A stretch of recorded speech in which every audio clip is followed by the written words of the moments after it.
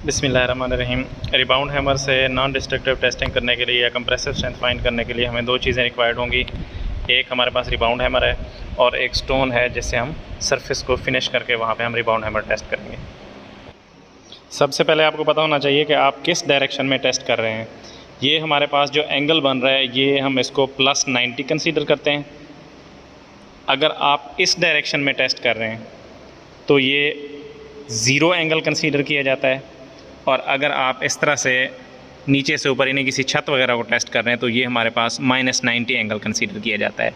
और अगर आप इंक्लाइंड +90 और 0 के दरमियान कर रहे हैं तो ये इंक्लाइंड अगर आप टेस्ट कर रहे हैं इस तरह से तो ये +45 होगा, और अगर इस तरह से डाउन साइड से आप इंक्लाइंड यानी किसी सीढ़ी वगैरह को जो है नीचे से टेस्ट कर रहे हैं तो वहाँ पे जो इंक्लाइंड एंगल होगा वो -45 होगा।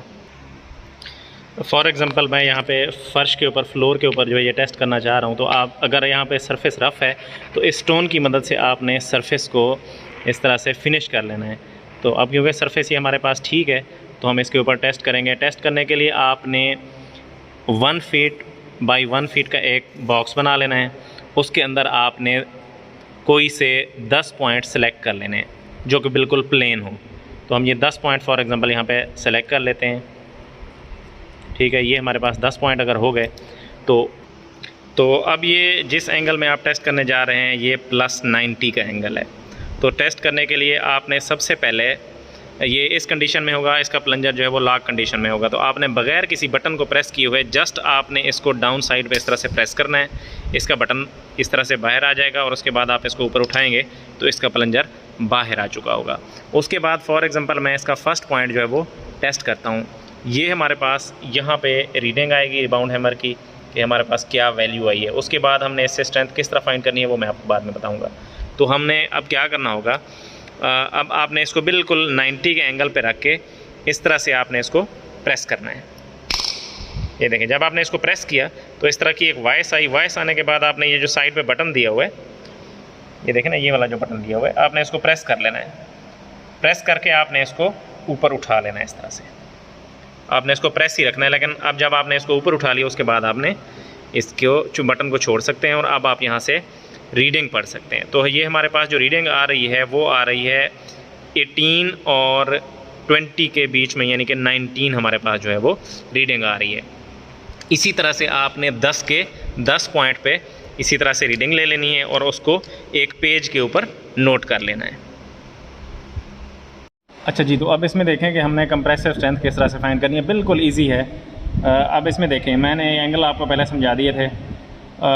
ये +90 होता है ऊपर से नीचे, ये +45 है, 0 है, नीचे से ऊपर को जो जाएंगे छत वगैरह के लिए ये हमारे पास होगा -90, और अगर इस तरह से इंक्लाइंड किसी हम सीढ़ी वगैरह को चेक कर रहे हैं तो उस सूरत में ये -45 होगा। उसके बाद अब देखें हमारे पास जो रिबाउंड हैमर की एवरेज वैल्यूज़ आई हैं वो ये हैं 10।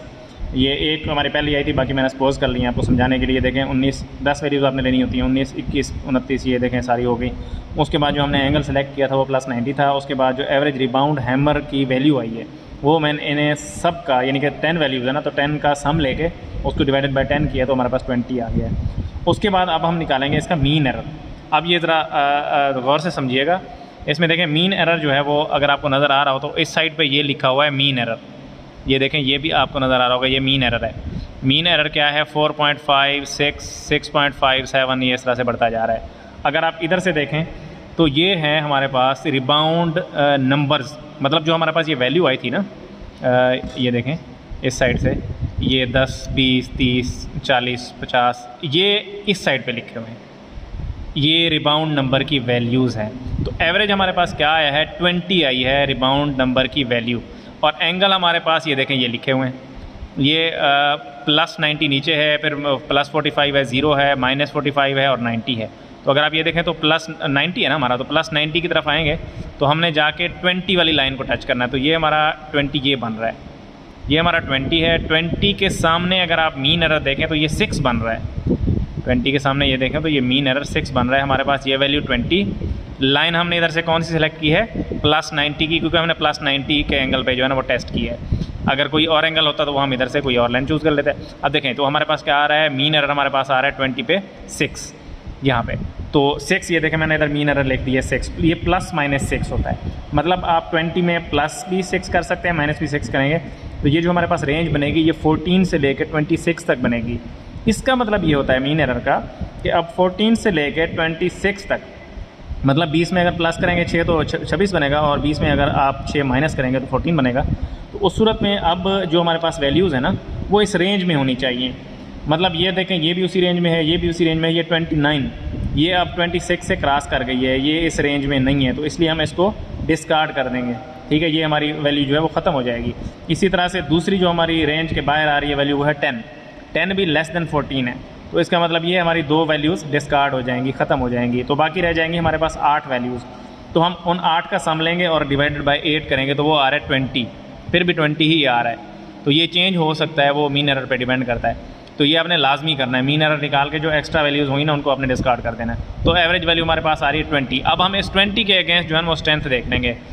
हमारी 20 एवरेज वैल्यू है, तो 20 आप देखें ये है, ये रही 20। उस 20 के अगेंस्ट जो हमारे पास इधर से वैल्यू बनेगी, अगर आप इधर से देखें तो ये देखें ये 30 है, इसके आगे ये 31 है, 32, 33, 34, 35 यहाँ पे आ रहा है, यानी कि 30 से 35 के दरमियान हमारे पास कोई वैल्यू बन रही है ना, तो ये असल में हमारे पास MPAs में कंप्रेसिव स्ट्रेंथ होती है।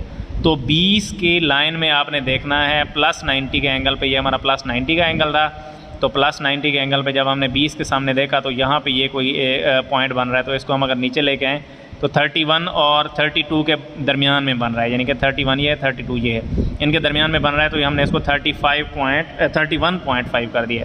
तो ये जो हमारे पास वैल्यू आ रही है आप देख रहे होंगे 31.5 जो है हमारे पास एवरेज कंप्रेसिव स्ट्रेंथ आई। तो ये बिल्कुल ईजी मेथड है कंप्रेसिव स्ट्रेंथ रिबाउंड हैमर से फाइंड करने का।